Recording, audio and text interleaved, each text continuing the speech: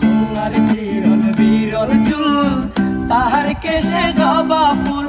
কন্যার চিরল বিরল চুল, তাহার কেশে জবা ফুল।